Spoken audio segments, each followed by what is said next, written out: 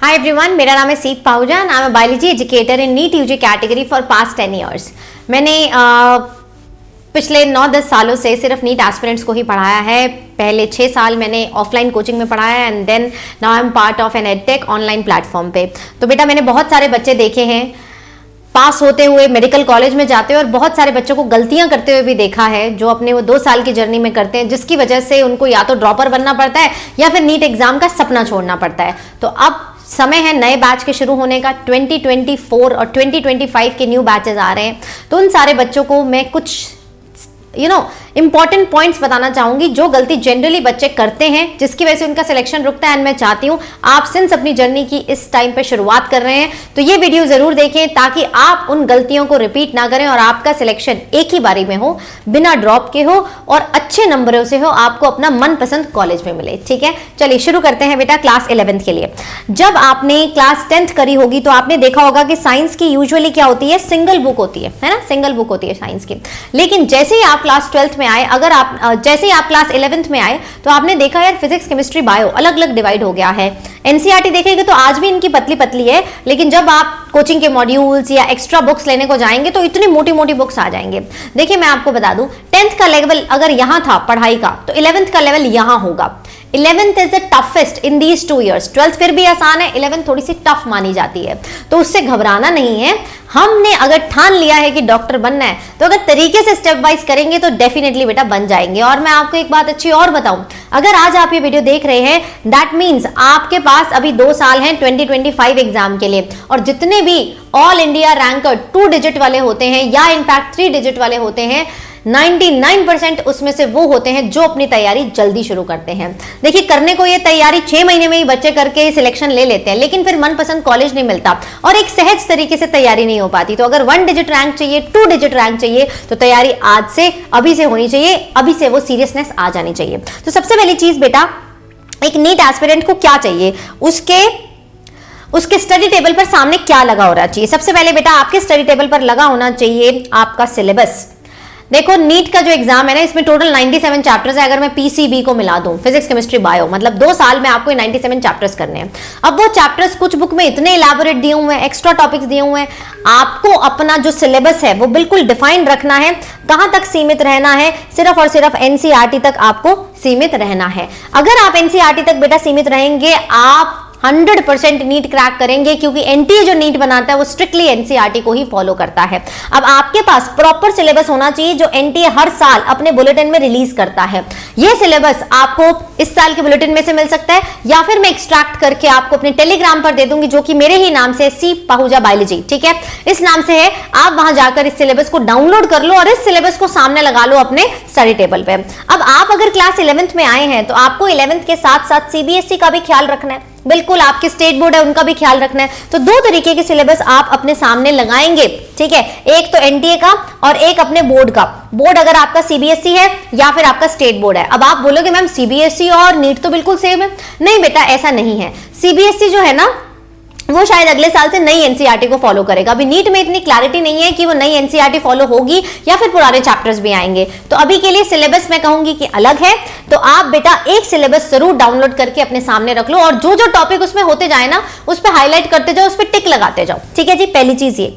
दूसरी चीज आती है डिफाइन योर रिसोर्सेस। रिसोर्सेस का क्या मतलब होता है? रिसोर्सेस का मतलब होता है कि किस जगह से पढ़ाई करनी है। आप आज ही ये डिसाइड कर लीजिए मुझे ऑनलाइन पढ़ना है या फिर मुझे ऑफलाइन पढ़ना है। अगर मुझे ऑनलाइन पढ़ना है तो मुझे किससे पढ़ना है, मेरे टीचर कौन कौन से होंगे। स्टार्टिंग में आपको समय लगेगा, 1-2 टीचर्स को देखो, ठीक है, सबके लेक्चर देखो और फिर देखो किससे तुम्हारी फ्रीक्वेंसी मैच होती है, ठीक है। तो रिसोर्सेज यानी कि कहां से पढ़ना है। आपका कोचिंग डिसाइड होने में ऐसा नहीं कि 6 महीने लग जा रहे हैं, 7 महीने लग जा रहे हैं और फिर 1 साल बाद तुम फिर चेंज कर रहे हो।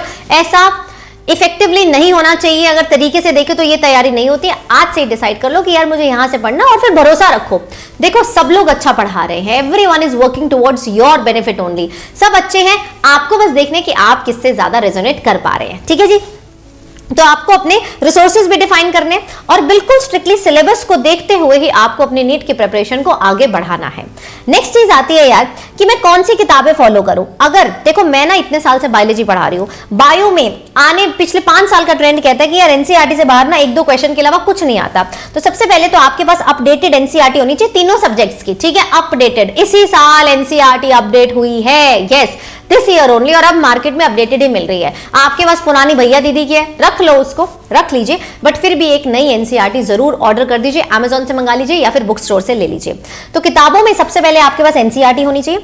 दूसरा, क्लास के दौरान बेटा अगर आपको अभी तक नोट्स बनाने की आदत नहीं है ना, तो बहुत बड़ी मिस्टेक कर रहे हैं।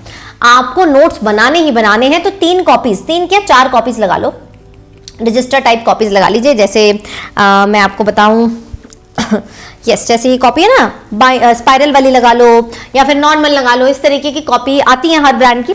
आप कॉपीज लगाइए 4, किस किस की, physics, chemistry, botany and zoology. और अगर अब तक नोट्स बनाने की आदत नहीं है तो अब बेटा ये आदत डालनी पड़ेगी, क्योंकि यही नोट्स होंगे जो तुम्हारा ब्रह्मास्त्र होंगे, जो तुम्हारा अस्त्र होंगे आगे जाके एग्जाम को क्रैक करने में। दूसरों के नोट्स जो बच्चे नोट्स नहीं बनाते हैं वो क्या करते हैं, जब 6 महीने रह जाते हैं, भाई तू नोट्स दे दे, तू नोट्स दे दे, तू दे दे, मैम से मांग लो। नहीं, आप अपने नोट से ही अच्छा समझ सकते हैं। और ना एक ही लर्निंग का पैटर्न है, जब आप किसी चीज को लिखते हैं तब ऑटोमेटिकली एक लर्निंग तो आपकी वहीं पर हो जाती है।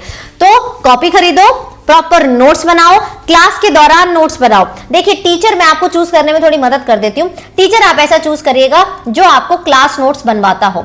बायो में तो मस्ट है बेटा, बिना नोट्स के तो बात ही नहीं बनती है। प्रॉपर आपकी क्लास में नोट मेकिंग होनी चाहिए एंड उन नोट्स को आप फिर घर जाके रिवाइज करेंगे। तो नोट्स बनाने की आदत डाल लो, ठीक है जी। फिर इन्हीं नोट्स से आप अपने शॉर्ट नोट्स भी बनाएंगे। तो बुक्स बेटा एनसीईआरटी।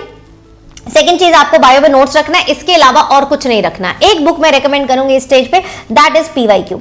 आपको साथ साथ में प्रीवियस ईयर क्वेश्चन की भी एक बुक ऐसी होनी चाहिए जिसमें आपके chapter wise previous year question हो। बहुत सारी पब्लिकेशंस की आती है, लेकिन एक बुक आप ऐसे जरूर रखिएगा जिसमें चैप्टर वाइज हो, ताकि जैसे एक चैप्टर हो उस चैप्टर के पीवाईक्यू कर ले कि यार पिछले साल कौन से क्वेश्चन आए हुए हैं, क्या हमारे नोट्स में है, क्या मैं उन्हें अटेम्प्ट कर पा रहा हूँ, क्योंकि पेपर तो यार हर साल उसी टाइप का आता है, ज्यादा कुछ चेंज नहीं होता है, ठीक है बेटा। तो पीवाईक्यू की एक किताब रखिए, एक एनसीईआरटी रखिए, एक बेटा आप अपनी कॉपीज में जो नोट्स बनाते हैं वो जरूर रखिए। अब अपने को तैयारी कैसे करनी है, देखो सबसे पहली चीज तो डेली क्लास लगाने की आदत लगाओ।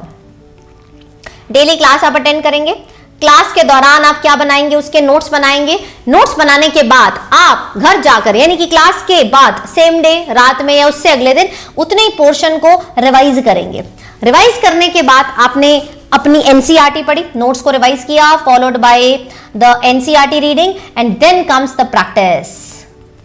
प्रैक्टिस बेटा सबसे पहले आप पिछले कम से कम 5 साल के पीवाईक्यू लगा के करेंगे एंड साथ ही में आप एनसीईआरटी बेस्ड क्वेश्चन से प्रैक्टिस करेंगे। ओके बेटा, तो नीट का एग्जाम यार एमसीक्यू बेस्ड होता है। ये अब 10th की तरह नहीं है कि थ्योरी करते जा रहे हैं और एमसीक्यू के लिए लास्ट के 6 महीने छोड़ दिए। नहीं, आपको अभी से अपनी अप्रोच इसी टाइप की रखनी है कि मैं थ्योरी करता हूँ, रिवाइज करता हूँ, एनसीईआरटी पढ़ता हूँ, पीवाईक्यू लगाता हूँ, मैं क्लास लगाता हूँ, रिवाइज करता हूँ, एनसीईआरटी पढ़ता हूँ, पीवाईक्यू लगाता हूँ। तो ये ऑर्डर आपका फिक्स हो जाना चाहिए, class, revise, NCERT and then practice. ये ऑर्डर आपका फिक्स हो जाना चाहिए। अगर आपने, believe me guys, believe me, मैंने इतने बच्चों को टॉपर बनते हुए देखा है, अगर आपने ये चीज अगले 1 साल भी कर ली ना, आप अपने आप को 11th का टॉपर पाएंगे स्कूल में भी, और आप अपने आप को एक नेक्स्ट लेवल पर पाने वाले हैं, ठीक है जी। तो प्रैक्टिस अभी से फर्स्ट डे से आपको अपने साथ शुरू कर देनी है, क्योंकि एग्जाम में कंपटीशन बहुत है। 21 लाख बच्चे इस साल एग्जाम देने वाले हैं, आपके टाइम तक तो ये 25 लाख नंबर हो जाएगा। सिलेक्शन के लिए हमारे पास 1 लाख ही अभी सीटें हैं, बढ़ भी जाएंगी तो 1.5 हो जाएंगी, 2 हो जाएंगी, चलो मैं कहती हूँ 2 लाख हो गई। 25 लाख पे 2 लाख का रेशो समझ रहे हो, competition is very high. Day 1 से you have to be very attentive. Next आता है बेटा, आज जो आपने पढ़ा है, साइंस कहती है, कौन कहती है बेटा, मैं नहीं कहती हूं, साइंस कहती है कि आप वो 15 दिन के बाद पूरा भूल जाएंगे। यस, आज जो आपने पढ़ा है आप धीरे धीरे करके 15 दिन में भूलेंगे और 1 महीने तक तो बिल्कुल गायब कि क्या है। तो ऐसा नहीं करना है कि 97 चैप्टर्स होते जा रहे हो और पिछला भूलते जा रहे हो। नहीं, आपको एक बहुत प्रॉपर रिवीजन प्लान बनाना है। इस रिवीजन प्लान में एक पहले आता है डेली रिवीजन, आज जो क्लास में कराया वो शाम को आपको रीड करना ही करना है। नेक्स्ट आता है बेटा आपका वीकली रिवीजन, ठीक है। पूरे हफ्ते में जो किया वो हर संडे आपको रिवाइज करना है, बस रिवाइज करना है, अपने नोट्स को दोबारा देखना है। और फिर आता है बेटा मंथली रिवीजन। पूरे मंथ में जो किया है उसको सरसरासा ऊपर ऊपर से देखकर रिवाइज करते जाना है। प्रॉब्लम कहां आती है? प्रॉब्लम आती है कि जब बच्चा 12th में होता है उसको 11th याद ही नहीं है। अब जब 11th याद नहीं है तो 12th में उसको 12th भी करनी है और 11th भी फिर डिटेल में कराओ। क्यों? क्योंकि उसकी रिवीजन प्रॉपर नहीं थी। तो ऐसा नहीं होना चाहिए कि जो कराते जा रहे हो वो भूलते जा रहे हो, साथ साथ रिवीजन का प्लान आपके पास होना चाहिए। अगर आप डेली मंथली वीकली रिवीजन कर रहे हैं, रिवीजन मतलब जस्ट रीरीड इट, रेपिटेशन को बोलते हैं रिवीजन, और कुछ नहीं होता, रिपीट करना इज रिवीजन। रिपीट कर रहे हैं उसको, आपको ये चीजें लंबे समय तक याद रहेंगी और आप अपनी क्लास में बेटा बहुत लोगों से आगे हो जाएंगे, ठीक है। नेक्स्ट आता है कि भैया क्लास 11th में आए हैं, लगता है थोड़ी मौज मस्ती करें, थोड़ी सी अलग से फ्रीडम भी मिलती है ना, फोन वोन मिलता है, आजकल तो छोटे बच्चों के पास ही फोन है, बट एक फ्रीडम आ जाती है, हम थोड़े से बड़े हो जाते हैं, हमें लगता है हमसे ऊपर कोई नहीं है, सब बकवास कर रहे हैं हमारे आसपास। तो यार ये जो आपको फ्रीडम मिली है ना, इसका मिसयूज मत करना, क्योंकि यही ऐसा समय है जो सबसे ज्यादा बच्चा बिगड़ सकता है। यानी कि आपको मोस्टली डिस्ट्रैक्शंस किसकी होंगी? गेम्स की होंगी, आपके इंस्टाग्राम की होंगी, ठीक है, यूट्यूब पे आप बहुत सारी चीजें देखोगे, या फिर आपकी अफेक्शन हो जाएगा किसी लड़का लड़की से, प्यार हो जाएगा, ठीक है, इस समय पर। और बेटा आपको अपने फोन से इतना ज्यादा एडिक्शन हो जाएगा कि उसके बिना रह नहीं पा रहे हो, या फिर अपने फैमिली में इतने मशरूफ हो कि बात नहीं बन पा रही है, उसी में ही जुटे रहते हो। बेटा मैं आपको बता दूं, जिंदगी में ना काम करने के ये सिर्फ 2 साल है।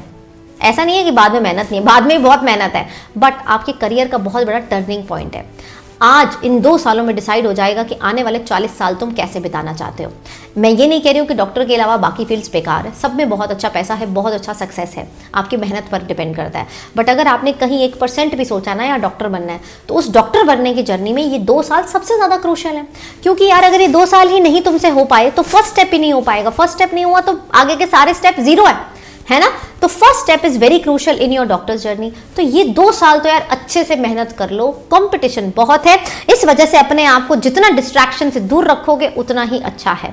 क्योंकि कोई ना कोई तो है यार जो 1 लाख की क्रीम में आ रहा है, जो ये सब चीजें नहीं करता है, जो अपने आप को बचा के रखता है। तो ये ऐसी चीजें हैं जो तुम्हारा सिलेक्शन रोक सकती है। बहुत बच्चों को इन्होंने परेशान भी किया है, तो प्लीज यार इन 2 सालों में इनसे दूर रहो। बहुत समय मिलेगा कॉलेज में जाकर प्यार का, दोस्ती का, यारी का, ठीक है, या इंस्टाग्राम चलाने का या गेमिंग करने का, आगे बहुत समय है। लेकिन 2 साल के बाद डॉक्टर बनने का समय नहीं होगा, फिर तो फील्ड चेंज हो चुकी होगी। तो इस चीज को रियलाइज करिए और अपनी लाइफ में प्रायोरिटी सेट करिए, ठीक है, प्रायोरिटी आप अच्छे से सेट करिए, राइट। अब कुछ बच्चे बोलते हैं कि मैम मैं तो सीबीएसई भी चाहता हूं, साथ में मैं साथ में नीट भी प्रिपेयर करना चाहता हूं, क्या इसकी अलग अलग कोचिंग लगेगी? नहीं बेटा, इसकी अलग अलग कोचिंग नहीं लगेगी। सीबीएसई भी एनसीईआरटी को फॉलो करता है, नीट भी एनसीईआरटी को फॉलो करता है, बस पेपर का पैटर्न अलग है। उसमें सब्जेक्टिव पेपर आता है, नीट में आपको ऑब्जेक्टिव पेपर आता है। तो जब बेटा हम नीट के नोट्स बनवाते हैं ना आपके, तो नोट्स तो बेटा सब्जेक्टिव ही होते हैं, है ना।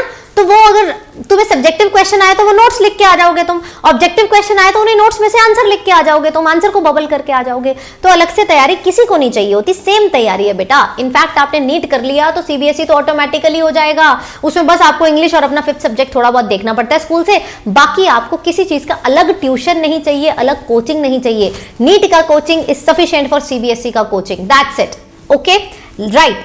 दूसरी प्रॉब्लम आती है कि यार हम आते तो बड़े जोश से, पहले दिन आएंगे नई नई किताब, नई अपनी पेंसिल बॉक्स, इतने सारे तरीके के पेन, पहला हफ्ता इतने मजे से पढ़ाई कर रहे हैं, जो मैम ने बोला हाँ लिख रहे हैं, रिवाइज भी कर रहे हैं, आंसर भी दे रहे हैं क्लास में। लेकिन जैसे जैसे टाइम निकलता जाता है ये जो जोश का लेवल है ना, ये कम देखा गया। 90% बच्चों में ऐसा ही होता है, और ये नॉर्मल सी बात भी है। जब कोई चीज़ नहीं होती है तो बड़ा इंटरेस्ट आता है, फिर वो चीज़ पुरानी होगी, यार ये तो रोज़ ही हो रहा है, फिर उसमें इंटरेस्ट नहीं आता। लेकिन मैं बता दूं, इंटरेस्ट की ही बात होती तो डॉक्टर बनना बड़ा आसान होता।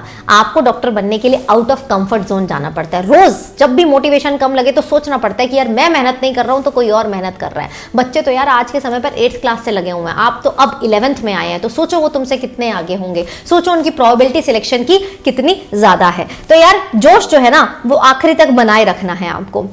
थोड़ा बहुत लो फेजेस आते हैं, ग्राफ ऐसे नहीं कि सबका ऊपर ही जा रहा है, नीचे भी जाता है, लेकिन अल्टीमेटली अपने आप को एक गियर अप सिचुएशन में रखना है कि अरे 2 साल डिसाइड करेंगे कि मैं आने वाले 40-50 साल कैसे बिताने वाला हूं, राइट बेटा। तो यार इस नीट की जर्नी में आपको चाहिए प्रॉपर गाइडेंस। ये सारी चीजें जो मैंने आपको बताई ये मैं अपने बैचेस में टाइम टू टाइम बताती रहती हूँ। ना उनका जोश कम होता है, ना उनकी पढ़ाई कम होती, बिल्कुल सटीक वे में, फोकस्ड वे में आप बच्चे काम करते रहते हैं। तो इसके लिए बेटा मेरा एक्सक्लूसिव बैच आ रहा है 2025 के लिए, जिसका नाम है आरंभ बैच। यस, जिसका नाम क्या है? आरंभ बैच। ये जो आरंभ बैच है ये डिजाइन किया गया है 2 साल की नीट की प्रिपरेशन में। इसमें बेटा मैं और मेरी सारी बेस्ट टीम, ये बेस्ट टीम है, आप यूट्यूब पे किसी का भी लेक्चर अटेंड कर लो, आपको मेरा लेक्चर अटेंड करके देखना है, आप जाइए गूगल पे डालिए, क्या डालिए? गूगल पे डालिए सीप पाहुजा लिंकट्री, ठीक है? वहां पर मैंने फ्री ऑफ कॉस्ट, आपको डेमो लेक्चर देखना, आप डेमो लेक्चर देखिए, फ्री ऑफ कॉस्ट पूरी बायोलॉजी का डेमो लेक्चर है। तो जाके देखो, फिर डिसाइड करो तुम्हें समझ आता है। अगर तुम्हें समझ आता है तो इस बेस्ट टीम के अलावा तुम्हें कोई नहीं मिलेगा, ठीक है? तो आरंभ बैच में मेरे से एक्सक्लूसिव मेरी मेंटोरशिप के साथ, जिसमें बच्चों को गाइड करती हूँ, डीपीपी देती हूँ एवरीडे, उनको रिवीजन के लिए मोटिवेट करती हूँ एंड उनके साथ बनी रहती हूँ लंबे समय तक। तो आरंभ बैच में आओ, ठीक है? एनरोल कर लो। 2 साल के लिए तुमको लगेगा, 2 साल का पूरा बैच है। पहले 11th कराया जाएगा फर्स्ट ईयर में, फिर नेक्स्ट ईयर में 12th भी कराया जाएगा और उसकी रिवीजन भी होगी। साथ में आपको डीपीपीज मिलेंगी, साथ में आपके डाउट सॉल्विंग चलेगी, जैसे एक प्रॉपर बैच चलता है, ठीक है? सारी चीजें बेटा आपको इसमें मिलने वाली हैं। और अगर आप अभी 2024 को टारगेट कर रहे हैं तो बेटा आपके लिए भी मेरा विश्वास बैच आ रहा है, which is a 1 year batch. इस 1 ईयर में हम 11th और 12th दोनों करने वाले हैं। इस बैच में एनरोल करने के लिए आपके पास अभी 4 दिनों के लिए 20% ऑफ चल रहा है। जनरल वे में क्या होता है 10% ऑफ होता है, बट अभी क्या चल रहा है 20% ऑफ, ठीक है? इस 20% ऑफ को अवेल करने के लिए आपसे कोड पूछेगा, भैया कोड बताओ, तो कोड तुम लगा देना, क्या? सीप लाइव, ठीक है? सीप लाइव कोड लगा देना। इससे क्या होगा कि आपको ऑफ भी मिल जाएगा और मेरी एक्सक्लूसिव मेंटोरशिप भी आपको मिल जाएगी। इन दोनों बैचेस का लिंक मैं डलवा दे रही हूँ डिस्क्रिप्शन बॉक्स में। तो यार तैयारी करते रहो और कहीं से भी तैयारी करो। मैं चाहती हूँ, दिली इच्छा मेरी ये है कि यार आप लोग क्रैक करें, आपके अंदर वो फायर इन द बेली बनी रहे और इन चीजें, जो गलतियां ये बच्चे करते हैं ना, ये गलतियां आप आने वाले 2 साल में ना करें और अपनी सिलेक्शन को निश्चित कर दें। वीडियो अच्छा लगा तो लाइक करो एंड चैनल को सब्सक्राइब करो, क्योंकि इस चैनल पे हम यहाँ पर यूट्यूब पर भी बैच लेके आएंगे for 2025 and I will see you in my another video. Thank you so much.